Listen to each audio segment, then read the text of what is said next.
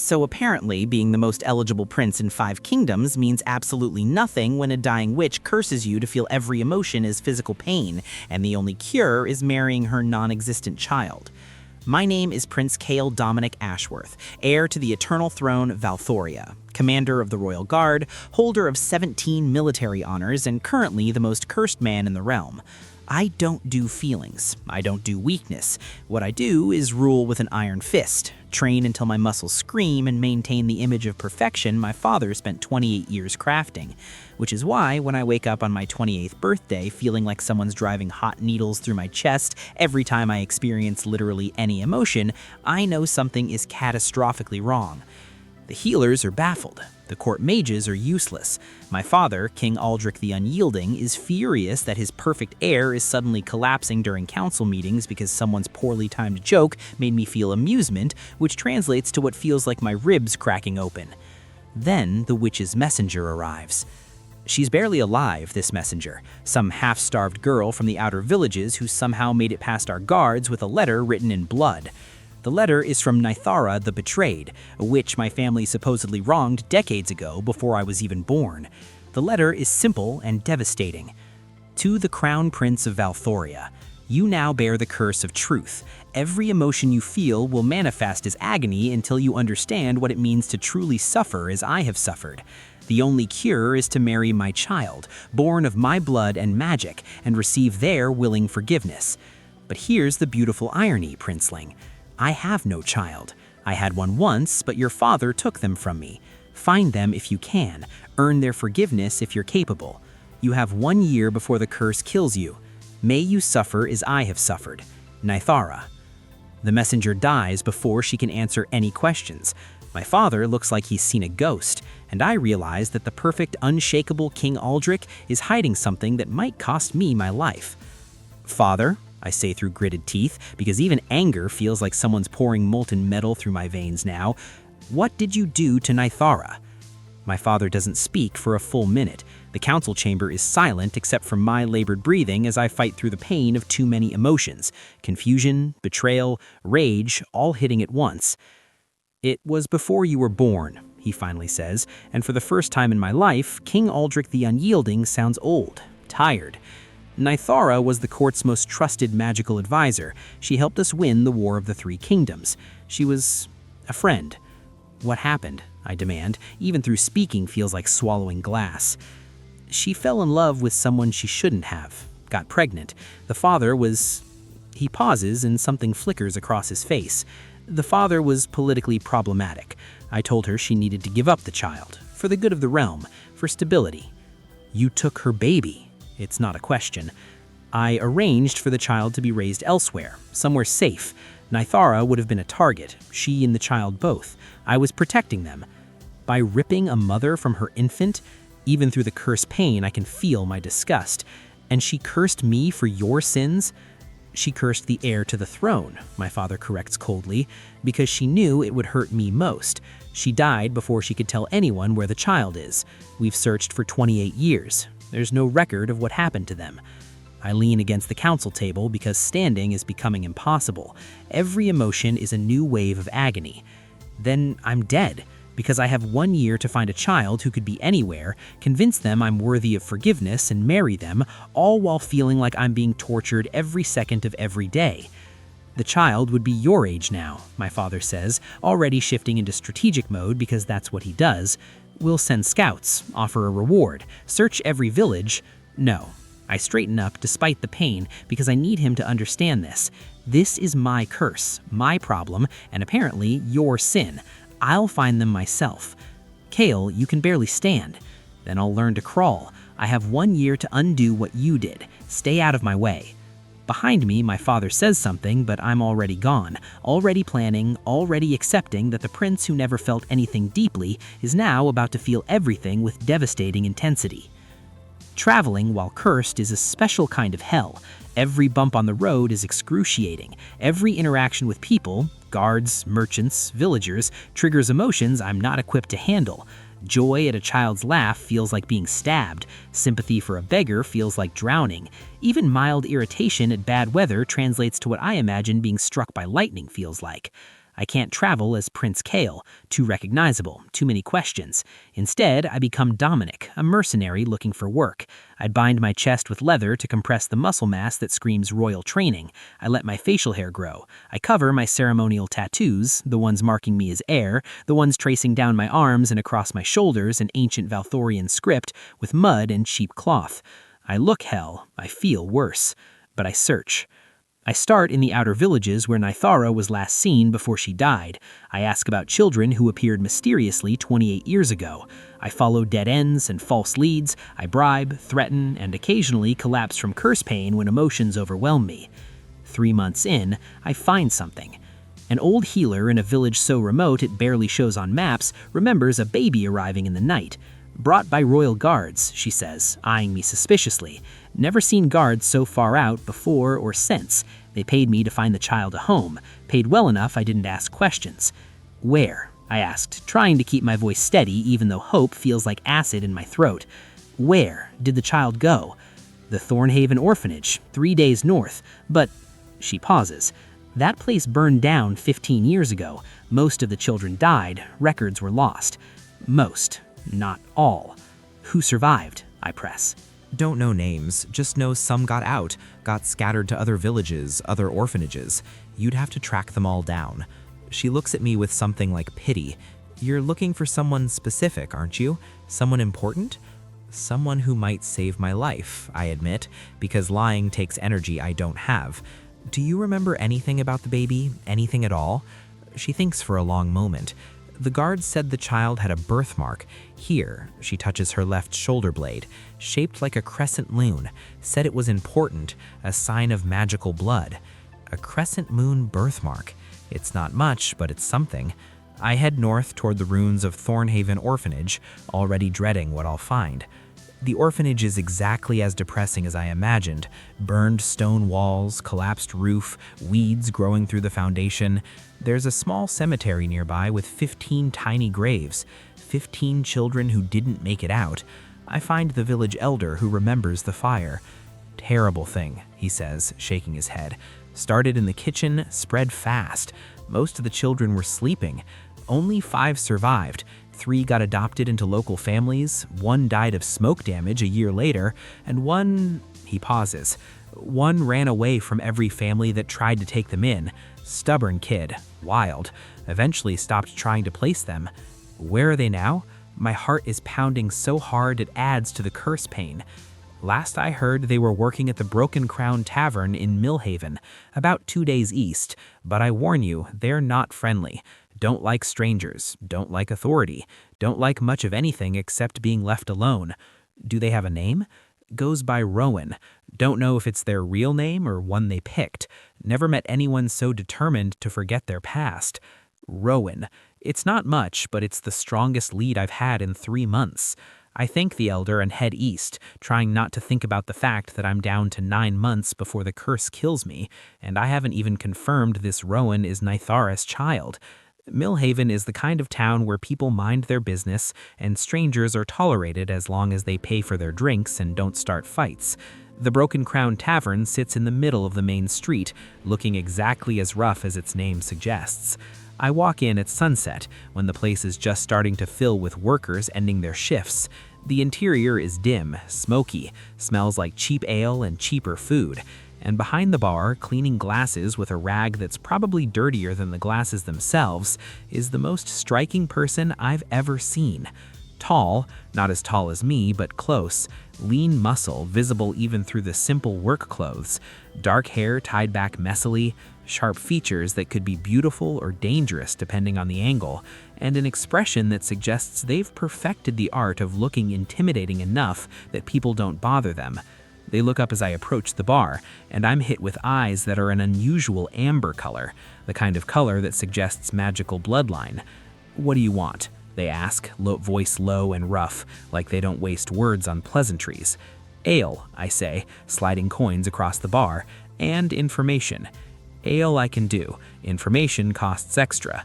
They pour without looking, muscles moving with practiced efficiency under their shirt. There's something almost hypnotic about the way they move, controlled, precise, like someone who's had to fight for everything they have. They slide the glass toward me. What kind of information? I'm looking for someone who survived the Thornhaven orphanage fire, someone named Rowan. Their entire body goes still. Why? Because I think they might be able to help me with a situation. What kind of situation? Those amber eyes narrow dangerously. I make a split-second decision. The truth, or at least part of it.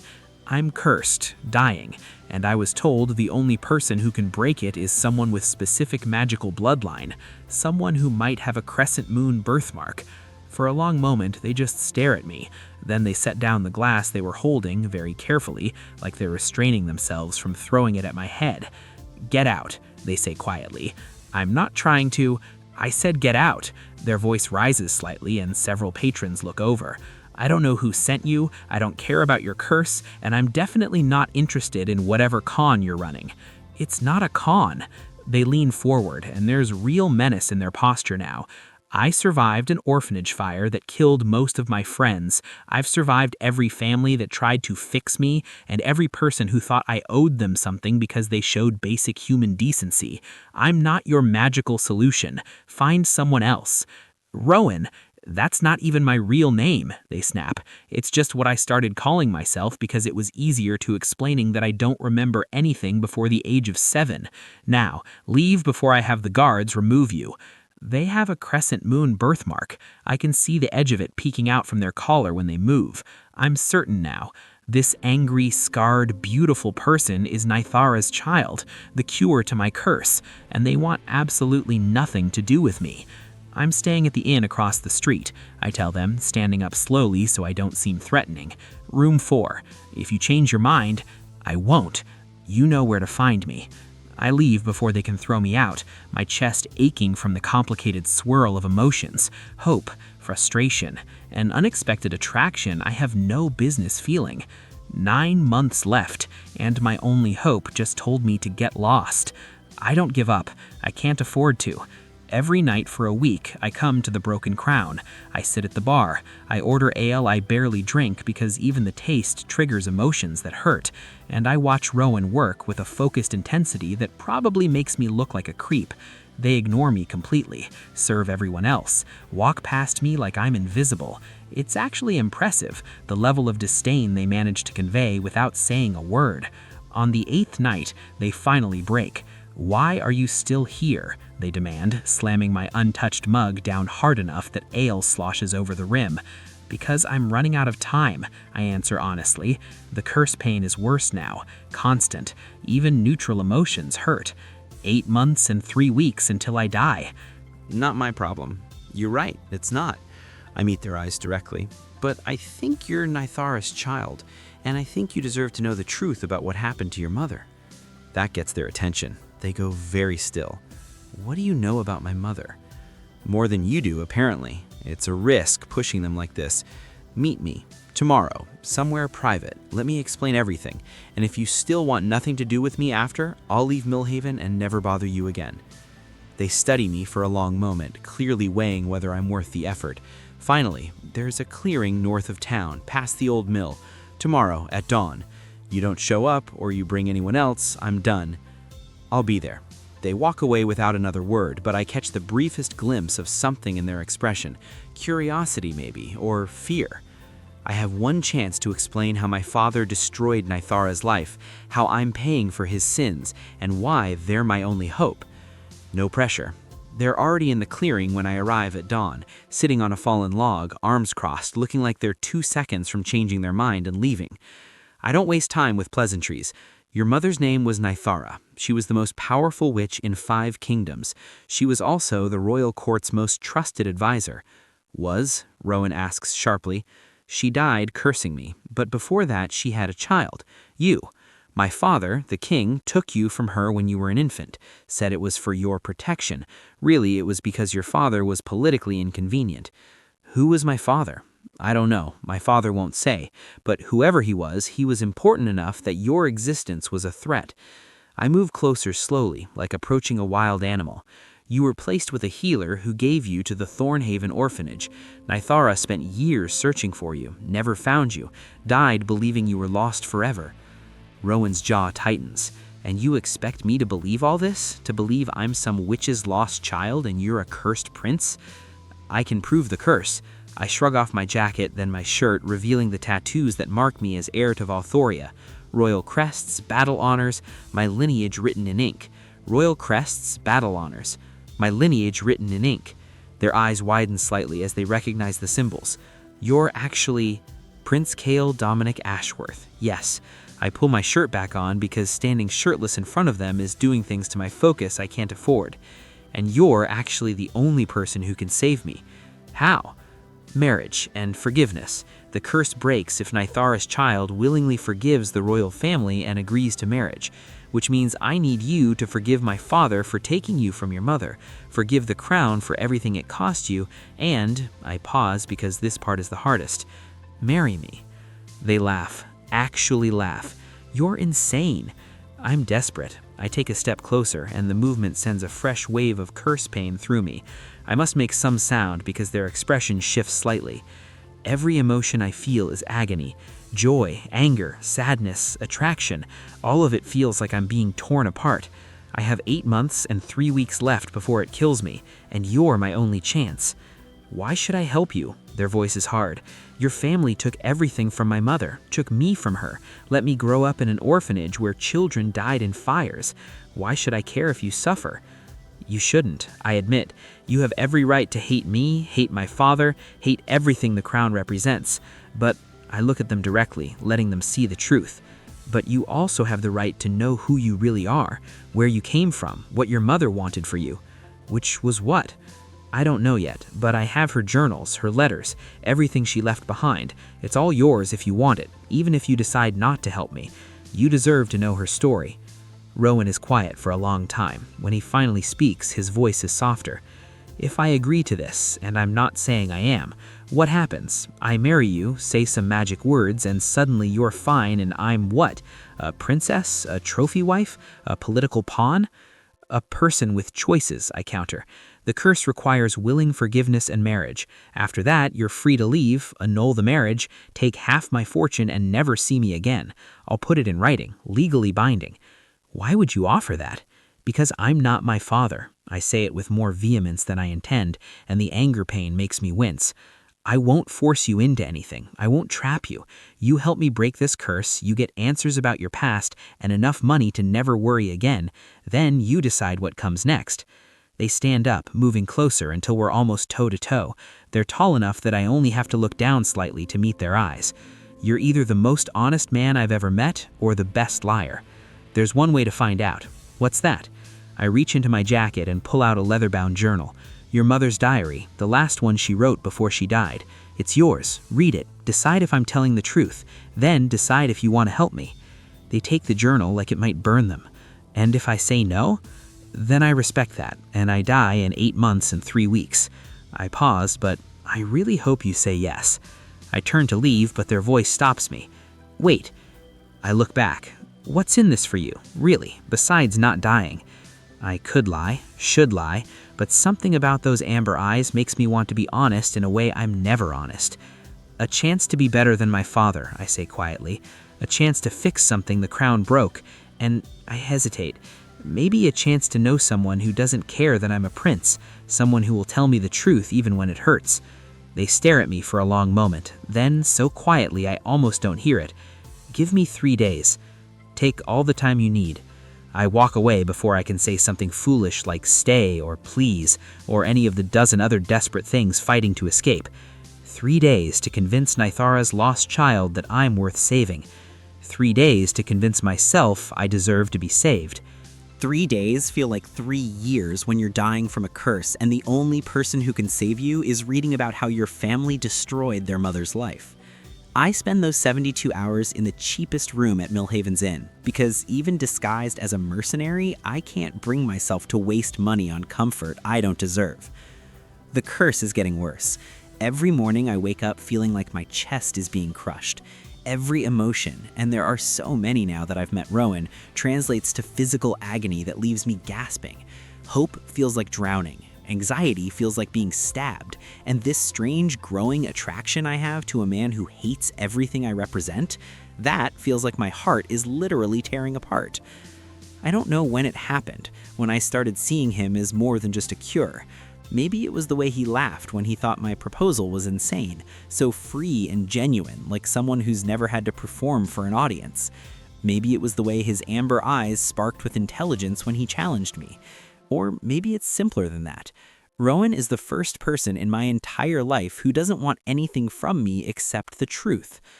On the third morning, there's a knock at my door. I open it to find Rowan standing there, Nythara's journal clutched against his chest. He looks like he hasn't slept. His long ash-blonde hair is loose, falling past his shoulders in a way that makes him look younger, more vulnerable. Those unusual amber gold eyes are red-rimmed. I read it, he says quietly. All of it, 3 times. I step aside to let him in. He enters slowly, like he's not sure this is a good idea, and sits on the edge of my bed because there's nowhere else to sit in this tiny room. "She loved me," Rowan says, and his voice breaks slightly. "She loved me so much. She spent years searching. She died still searching." He looks up at me, and there's so much pain in his expression it actually makes the curse pain worse. "Your father told her I was dead. That's why she stopped looking in Millhaven, because he sent her false information that the orphanage fire killed all the children." I sit down beside him, not too close, giving him space, and the weight of my father's sins feels heavier than ever. "I'm sorry." "Don't apologize for him," Rowan snaps, but there's no real heat in it. "You didn't do this. You were born the same year I was. We were both just victims of their choices." He pauses. "She wrote about you, you know, near the end." "What?" That catches me off guard. She wrote, "The child prince will bear the weight of his father's sins. I curse him not because he deserves it, but because Aldrich loves him more than he ever loved me. Let him feel what it means to lose someone precious. Let him learn the cost of his father's choices." Rowan looks at me directly. "She cursed you to hurt your father, not because you personally wronged her." "Does that make it better or worse?" I ask honestly. "I don't know." He's quiet for a moment. "She also wrote that if her child ever found the cursed prince, she hoped they would be kind, that they would be better than the people who destroyed her life." He laughs bitterly. "Even dying, even furious, she hoped I would be kind." "Are you going to be kind?" Rowan studies me for a long moment. "I'm going to help you break the curse." Relief floods through me so intensely I actually gasped from the curse pain it triggers. "Thank you. But," he interrupts firmly, "I have conditions." "Anything." "First, after the curse is broken, you help me find out who my father is. Your father knows. I want the truth." "Done." "Second, the marriage is temporary. We do whatever magical ceremony breaks the curse, then we annul it. I'm not interested in being a prince consort or whatever political pawn your father has in mind." "Agreed. You'll be free to leave whenever you want." "Third," and here his voice gets quieter, more vulnerable, "I want to visit her grave. I want to know where she's buried. I want to—" trails off. "Say goodbye," I finish for him. "Of course, I'll take you there myself." He nods, blinking rapidly like he's fighting tears. Then, surprising me completely, he asks, "The curse, what does it feel like? Right now?" "Why?" "Because if I'm going to marry you, even temporarily, I should understand what I'm saving you from." I consider lying, downplaying it, but Rowan asked for truth, and I owe him that much. Every emotion is agony. Joy feels like drowning. Anger feels like being stabbed. Fear feels like my bones are breaking. And when I'm around you— I pause, not sure I should admit this. "What?" he presses. "When I'm around you, I feel everything so intensely that pain is almost unbearable, but I keep coming back anyway because feeling something, even through the pain, is better than the numbness I lived with before the curse." Rowan stares at me like I've said something profound or possibly insane. "You're a masochist," he admits. "Or maybe I just finally found something worth suffering for." His cheeks flush slightly, the first time I've seen him visibly flustered. "Don't say things like that." "Why not?" "Because it makes this complicated. This should be simple. I help you break a curse, you help me find my father, we go our separate ways." "Don't make it complicated." "I think it became complicated the moment I saw you behind that bar." I tell him honestly, because I'm dying anyway, and what's the point of not being honest? I think it became complicated when you laughed at my proposal, when you demanded truth instead of pretty lies, when you— Stop, Rowan interrupts abruptly, standing up too. Just stop. We're not doing this. We're not going to— He gestures vaguely between us. Whatever you think is happening here, it's not real. It's proximity and desperation, and you're confusing gratitude with something else. I'm not confusing anything, I say, standing too, because I need him to hear this. You barely know me. I know you survived a fire that killed your friends. I know you ran from every family that tried to change you. I know you work at a tavern you're overqualified for because it's honest work and you don't owe anyone anything. I know you read your mother's journal 3 times in 3 days because you're hungry for connection even though you're terrified of it. I know— Enough. Rowan's voice is rough. We break the curse, then we're done. That's the deal. Fine, I agree, even though it feels like accepting a death sentence of a different kind. When do we start? Turns out, breaking a curse that requires marriage and forgiveness isn't as simple as saying a few magic words. According to the royal mages I'm forced to consult, via very carefully worded letters that don't reveal where I am or who I've found, the ritual requires 3 things. 1, a formal marriage ceremony conducted by someone with magical authority. 2, the willing forgiveness of Nythara's heir, spoken from the heart. 3, a physical connection, typically a kiss or exchange of blood, to seal the magic. So basically a wedding, Rowan summarizes when I explain this to him. We're in the forest clearing again because it's the only place we can talk without being overheard. A whole actual wedding. A small one, I clarify, just us and whoever performs the ceremony. No guests, no politics, no— Your father is going to lose his mind when he finds out. My father can handle his own feelings for once in his life. The bitterness in my voice surprises even me. The curse has stripped away a lot of my carefully maintained control. This is about breaking the curse. Everything else is secondary. Rowan sits on our usual fallen log. It's kind of become our spot over the past week of planning, and looks at me seriously. Are you ready for that? For going against your father's wishes? I've been ready since the moment he admitted what he did to your mother.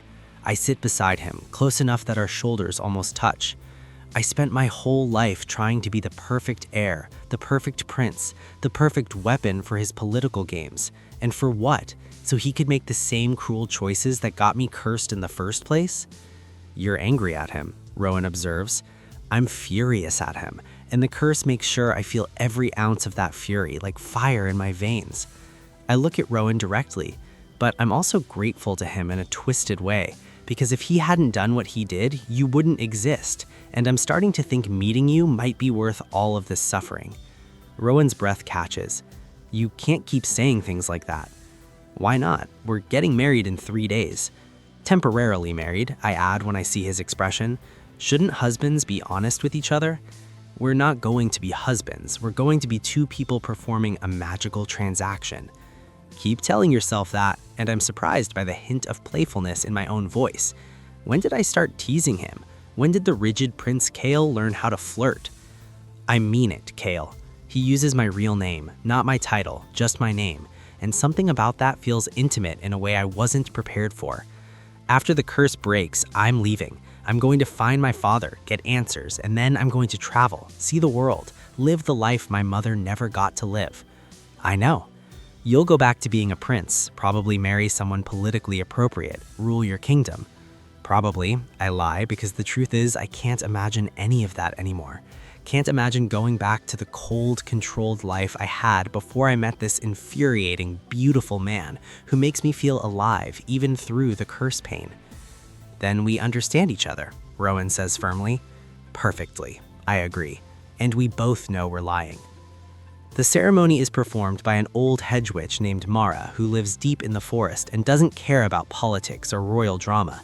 She's probably 200 years old, completely blind, and apparently can sense magical bloodlines like most people sense weather. Nythara's boy, Mara says the moment Rowan enters her cottage, I'd know that magical signature anywhere. She was a good friend, your mother, taught me half of what I know about curse work. She turns her milky white eyes toward me. And you're the cursed prince. I can smell the dark magic on you. Nasty work, curse of truth. Nythara didn't mess around. Can you perform the ceremony? I ask because we're running out of time.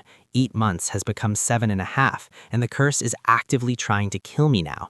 I collapsed twice yesterday from emotion-induced pain. Can and will, Mara says. But first, boy, she addresses Rowan, you need to be sure. This curse only breaks if the forgiveness is genuine. If there's hate in your heart when you speak the words, the curse stays and probably kills him faster. So I'm asking you plain, can you forgive the sins of his father? Can you let go of the anger? Rowan is quiet for a long moment. Then, I don't know if I can forgive King Aldrich, but Kael isn't his father. Kael's just someone paying for choices he never made. So yes, I can forgive him. Mara nods approvingly. Good enough. Magic cares about intention more than perfection. She starts pulling out various herbs and magical components. Now then, boys, let's get you boys married before this curse decides to finish the job early. The ceremony is nothing like the elaborate royal weddings I've attended throughout my life. There's no grand hall, no hundreds of witnesses, no political speeches, just Mara chanting in an ancient magical language, Rowan and I standing in a circle of salt and herbs, and the growing sensation of magic building in the air like a coming storm. Join hands, Mara instructs. I extend my hands and Rowan takes them. His hands are calloused from work, strong, warm. I realize this is the first time we've really touched beyond brief accidental contact, and even through the curse pain, I can feel the rightness of it. Prince Kael, Mara begins, do you accept this union with a willing heart? I do, I say, and mean it more than I've meant anything in my life. Rowan, son of Nythara, do you accept this union with a willing heart? Rowan hesitates for just a moment, long enough that I start to panic, then says firmly, I do. The magic surges. I can feel it crackling through the connection of our joined hands, ancient and powerful and older than kingdoms. Now, Mara says, the forgiveness. Speak from your heart, boy. Tell him what he needs to hear. Rowan looks at me directly, those amber gold eyes intense and serious. Kael Dominic Ashworth, heir to Valthoria, I forgive you for the sins of your father. I forgive the crown for taking me from my mother. I forgive the choices that led to this moment. His voice gets quieter, more personal. I forgive you for being born into impossible circumstances, for carrying weight that wasn't yours to carry, for suffering because of love you didn't ask for and family loyalty that cost you everything. His hands tighten on mine. I forgive you, freely, completely. The magic explodes. I feel the curse shatter like glass breaking inside my chest. The constant pain that's been my companion for months suddenly vanishes, leaving behind an absence so profound I actually stumble. Rowan catches me, his arms coming around me to keep me upright, and I'm feeling emotions without pain for the first time in so long I've forgotten what it was supposed to feel like. Relief, pure, overwhelming relief. Gratitude that brings tears to my eyes, and underneath it all, this growing warmth that I'm pretty sure is love, but I'm too overwhelmed to examine closely. The curse is broken, Mara announces, sounding satisfied, and the marriage is sealed. Now comes the final part, the sealing kiss. Make it count, boys. This is the moment that cements the magic permanently. We don't have to, Rowan starts, but I'm already leaning in. Please, I whisper, and I'm not sure if I'm asking for permission or begging for something I have no right to want. For a heartbeat, Rowan doesn't move. Then he closes the distance and kisses me. It's not soft or tentative, it's fierce and certain, and tastes like forgiveness and new beginnings and everything I didn't know I was looking for. His hands come up to cup my face, my arms wrap around his, pulling him closer, and for a few perfect seconds, nothing exists except this moment. When we finally break apart, we're both breathing hard. Rowan's eyes are wide, his lips slightly parted, looking as stunned as I feel. Well, Mara says dryly, that certainly sealed things. Congratulations, Your Highness. You're married to Nythara's boy and curse-free. Now get out of my cottage so I can have some peace and quiet. We spend the night in a small inn 2 towns over because neither of us knows what to do with the fact that we're suddenly married, really legally, magically married, and that kiss was definitely more than just a curse-breaking seal. I get us 1 room with 2 beds because I'm not enough of a fool to assume anything. Rowan doesn't argue, just follows me upstairs in silence, and we both lie in our separate beds, staring at the ceiling like awkward teenagers instead of grown men who just participated in a magical wedding ceremony. "How do you feel?" Rowan asks into the darkness. "Different," I admit. "The curse is gone. I can feel emotions without pain. It's strange, like I forgot what it was supposed to be like." "Is that good or bad?" "Good, I think. Though now I don't have an excuse for why I keep feeling this way about you." The words are out before I can stop them. Rowan is quiet for a long moment. Then, "What way?" You know what way. Say it. Why? I turn my head to look at his silhouette in the darkness. So you can tell me again that it's just proximity and desperation? No, he says quietly, so I can stop pretending I don't feel it too. I sit up so fast I almost fall out of bed. What? Rowan sits up too, and even in the dim moonlight from the window I can see the conflict on his beautiful face. I told myself I wouldn't, that it was a terrible idea, that you're a prince and I'm nobody and this was supposed to be temporary and uncomplicated.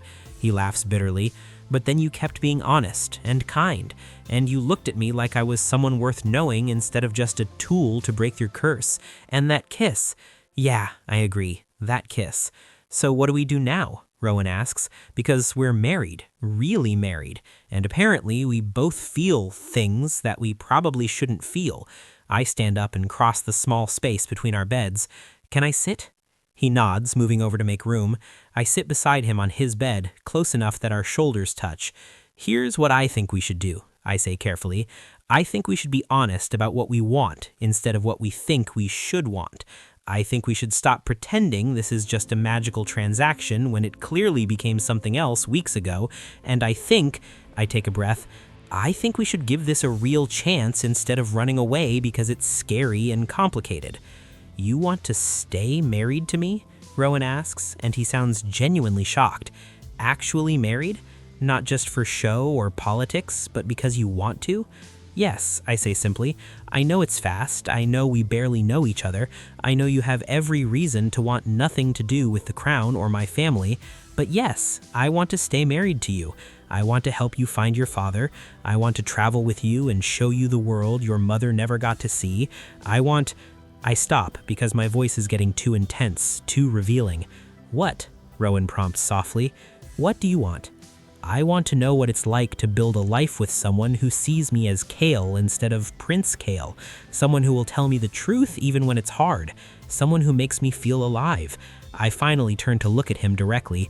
I want you, Rowan, not as a cure or a political necessity, just you.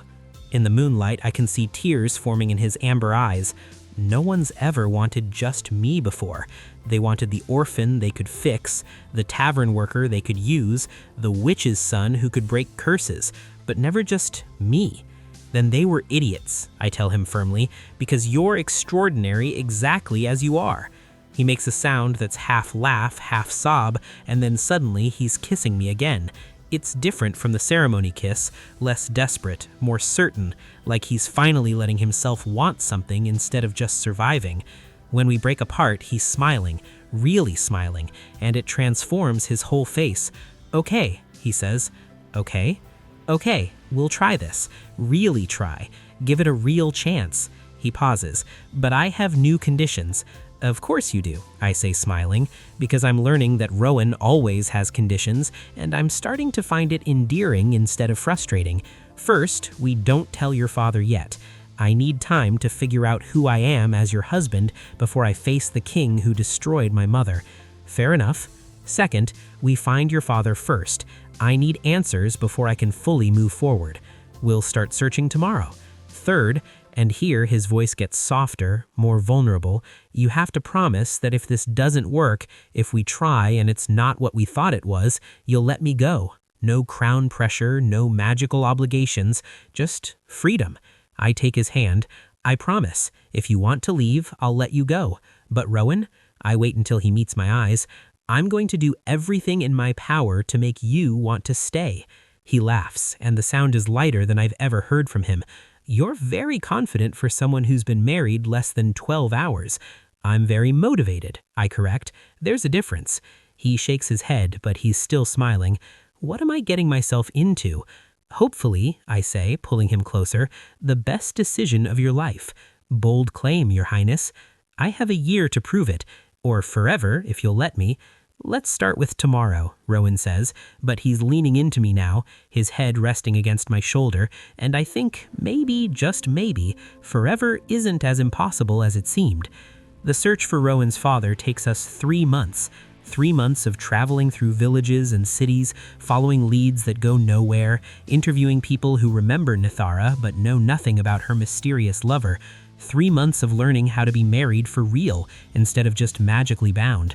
I learned that Rowan talks in his sleep, muttering about his mother and fires and sometimes my name. I learned that he's terrible at accepting help, but excellent at giving it. I learned that he likes his coffee sweet despite his tough exterior, and that he has a weakness for street food that makes him forget to be guarded.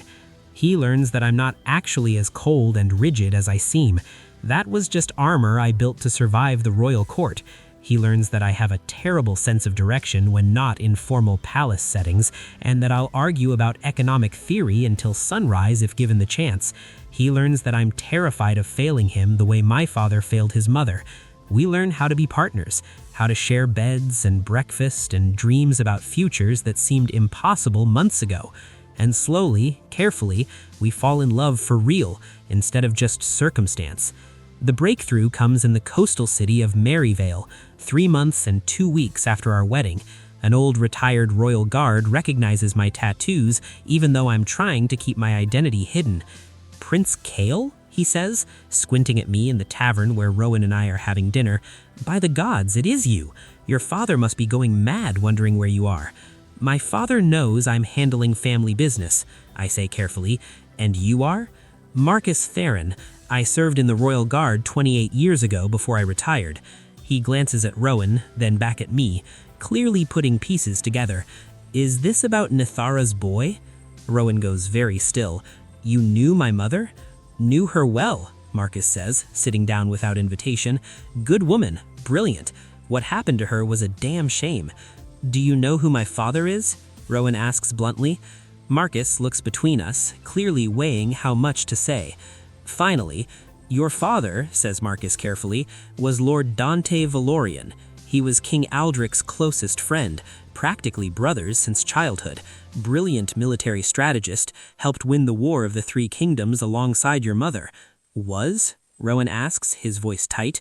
He died 28 years ago, right after King Aldric found out about his relationship with Nythara and the pregnancy. Marcus's expression darkens. There were rumors, never proven, that Aldric had him executed, called it treason, said Dante was planning a coup, but those of us who served under them both knew the truth. Which was? I ask, though I'm starting to dread the answer.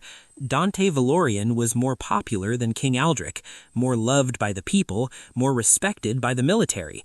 Your father, he looks at me, was always jealous of that. And when he found out about Dante and Nythara, that they were planning to marry, to legitimize the child, with a child who would have magical bloodline and military legacy, Marcus shakes his head. Aldric couldn't allow it. So he killed his best friend and took his child, and told the mother her baby was dead. I'm sorry, boy. Your father was a good man, one of the best I ever served under. He didn't deserve what happened to him. The silence at our table is deafening. I can see Rowan processing this, his hands clenched into fists on the table. Where is he buried? Rowan finally asks. Traitor's Field, outside the capital. No marker. King's orders. Marcus stands up slowly. For what it's worth, I'm glad you survived. Your father would have been proud of you. He looks at me. And Prince Kael, your father's sins are catching up with him. The kingdom knows something's wrong. There are whispers, unrest. Maybe it's time someone reminded him that crowns don't make you untouchable. He leaves us there, 2 men suddenly carrying the weight of even darker truths than we'd imagined. Kael? Rowan says quietly, and I can hear the storm building in his voice. Your father didn't just betray my mother. He murdered my father, his own best friend, because he was jealous? Because he saw love and loyalty as a threat? I know, I say, and I feel sick. Rowan, I'm so sorry. Don't apologize for him. Rowan looks at me, and his amber eyes are blazing with controlled fury. But Kael, we're going back to Valthoria, now, and your father is going to face everything he's done, every sin, every betrayal, every murder. He'll fight back, I warn. He's the king. He has power, armies, the full weight of the crown. And I'm the son of his greatest friend and his most powerful witch advisor, Rowan interrupts. I have my mother's magic in my blood and my father's legacy. The people loved Lord Dante Valorian. They'll want to know what really happened to him. He stands up, and there's something regal about him now, something that speaks to the noble bloodline he inherited. Are you with me, or are you still your father's perfect prince? I stand too, taking his hand. I stopped being his perfect prince the moment I chose you over the crown. I'm with you, always. Then let's go home, Rowan says. It's time for a reckoning. The journey back to Valthoria takes 2 weeks. 2 weeks of planning, of Rowan practicing the magic his mother left documented in her journals, of me sending carefully worded messages ahead to allies in the court who might support us against my father. 2 weeks of knowing that we're walking into a confrontation that could end with us imprisoned, exiled, or worse. But we're not alone. Word of our search spread, and by the time we reach the capital, there are people waiting. Veterans who served under Lord Dante Valorian, citizens who remember Nythara's kindness, nobles who've grown tired of King Aldrich's increasingly paranoid rule. We don't sneak into the city, we ride in openly, and I'm wearing my full royal regalia for the first time in months. Every piece of armor, every symbol of rank, the tattoos on my arms visible and proud. Beside me, Rowan wears clothing we commissioned specially, a blend of military uniform honoring his father and witch's robes honoring his mother. His long ash-blonde hair is tied back formally, and he looks every inch the noble heir he should have been. The crowd that gathers is massive. People line the streets, cheering, crying, holding signs with Lord Dante's name and Nythara's symbol. The outpouring is overwhelming. They remember, Rowan says, almost in wonder. After 28 years, they still remember. They loved your parents, I tell him, and they're ready for truth. We ride straight to the palace, where my father is waiting in the throne room, surrounded by guards and looking absolutely furious.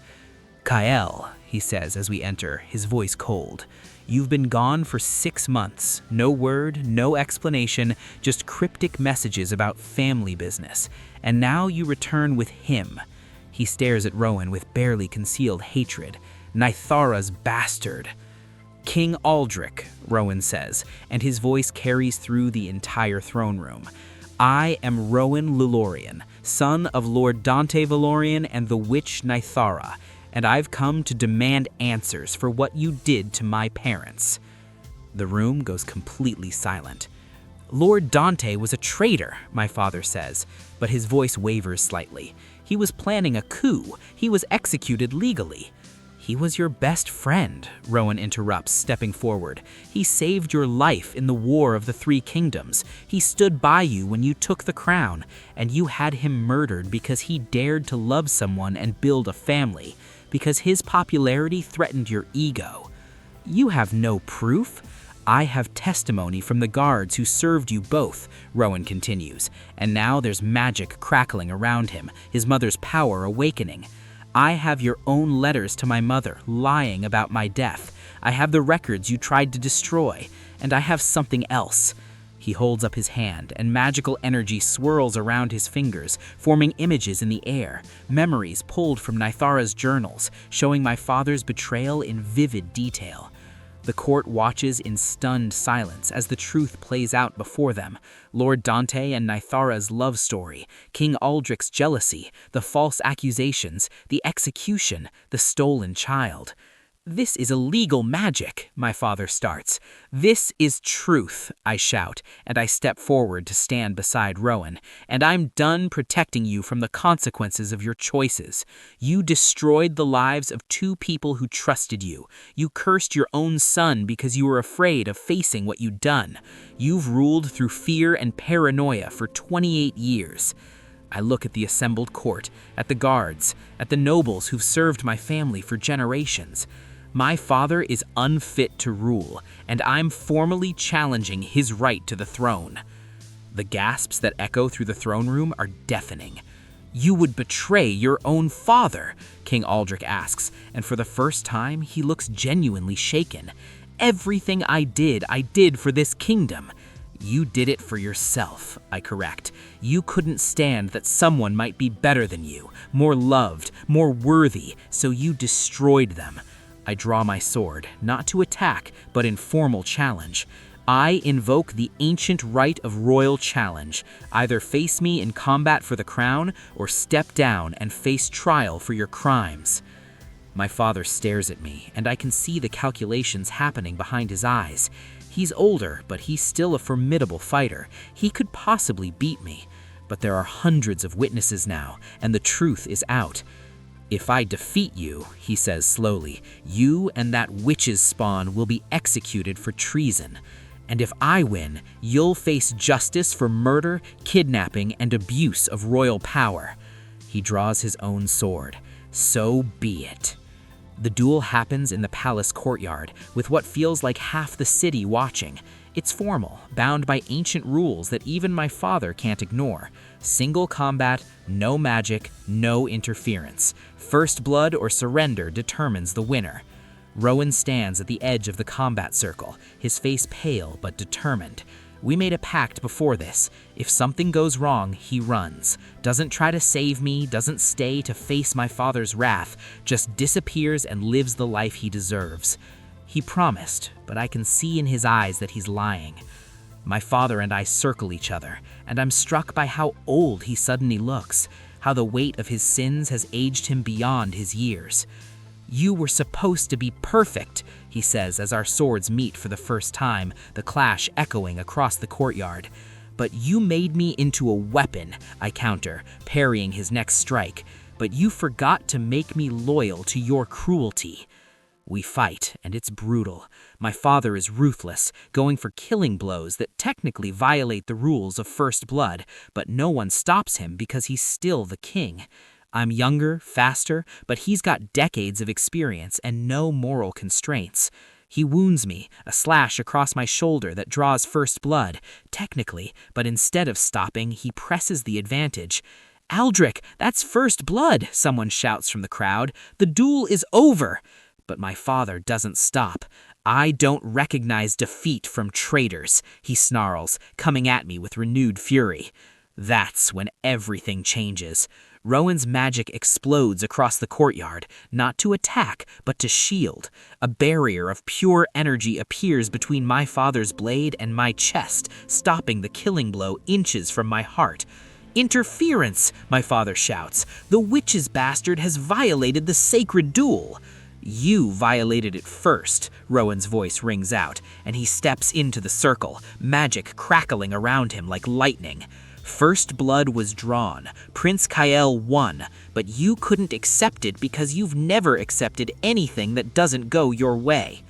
The crowd is murmuring, and I can see the palace guards looking uncertain. They're supposed to protect the king, but half of them served under Lord Dante Valorian. Half of them remember what a good man he was. "Guards," my father commands, "arrest them both."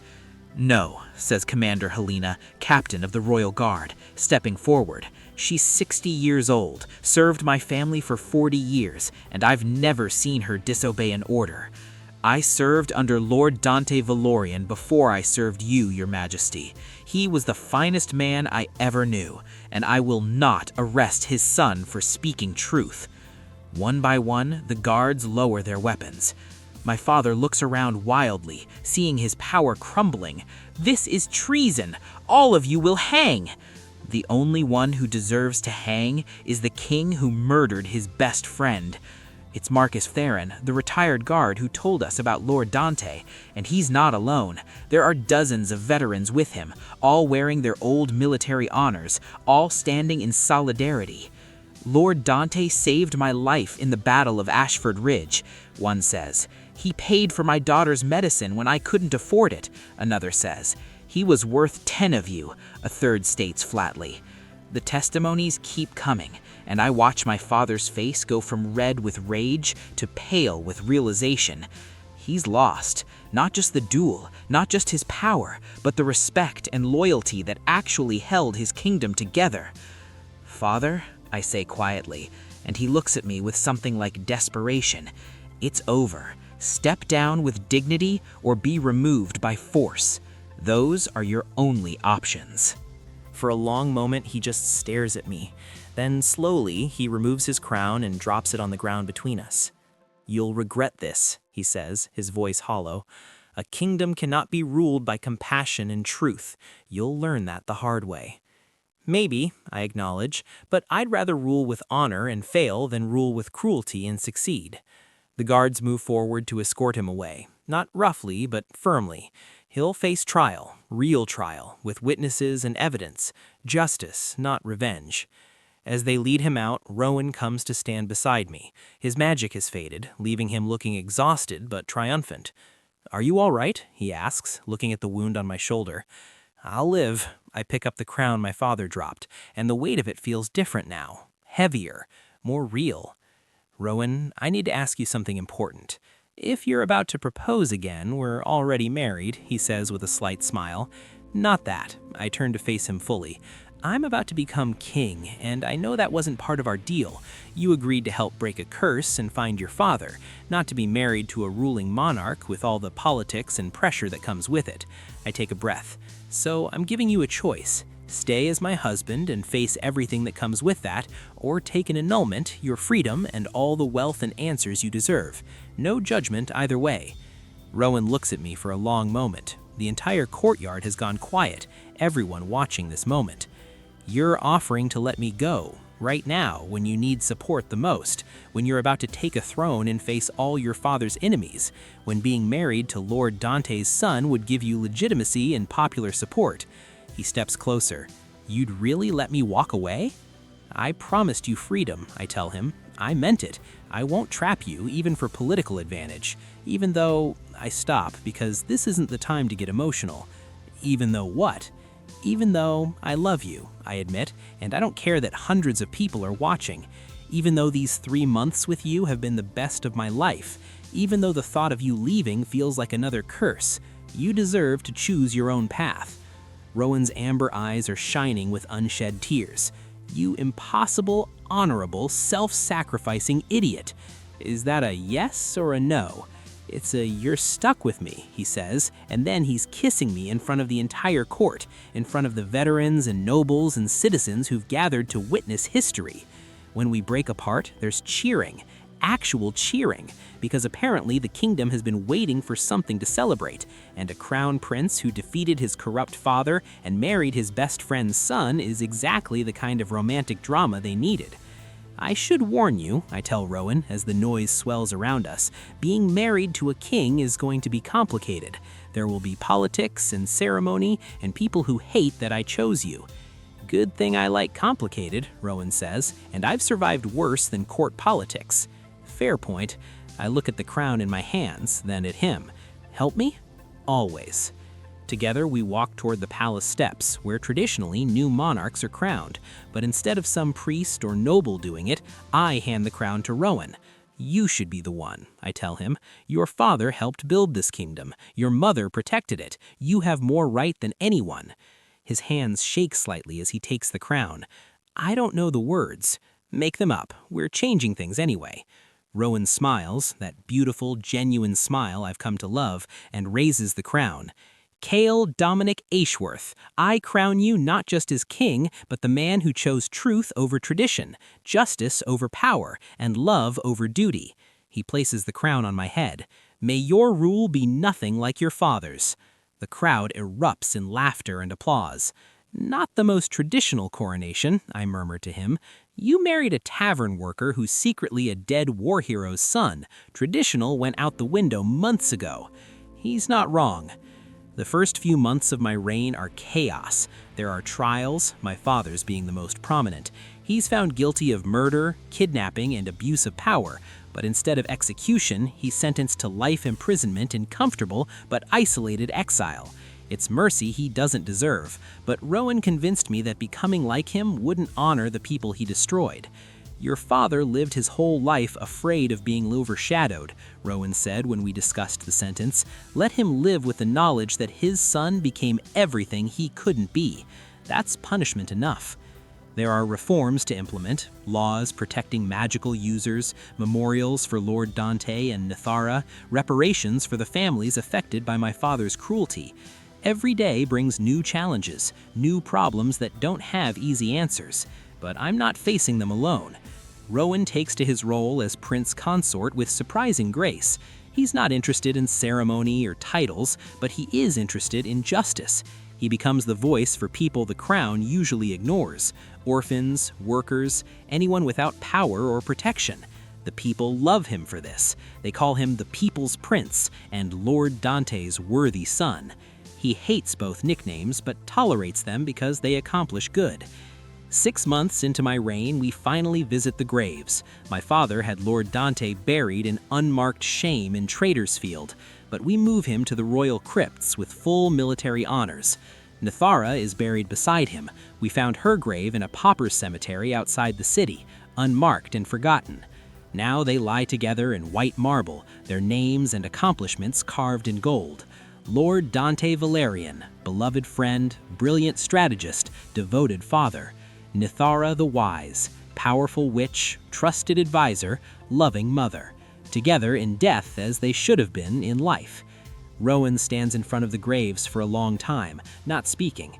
I stay beside him, my hand in his, giving him the space to feel whatever he needs to feel. "They would have liked you," he finally says. "You think? My father valued honor above everything. My mother valued truth. You embody both." He squeezes my hand. "And they would have been happy that I found someone who sees me as more than just their legacy." "You are more," I tell him firmly. "You're Rowan. That's more than enough." He smiles, but there are tears on his cheeks. "I wish they could have known that I survived, that I'm okay, that I found someone who—" His voice breaks. "They know," I say, pulling him close. "Wherever they are, they know, and they're proud of you." We stay there until sunset, talking to parents who can't answer, making promises to honor their memory, finally saying the goodbyes that were stolen 28 years ago. It's been exactly 1 year since our wedding in Mara's cottage, and we're celebrating by doing something completely unroyal. We're at a street festival in the lower city, eating questionable food from vendors and watching performers with the crowd. I'm not in formal attire, just simple clothes, my crown left back at the palace.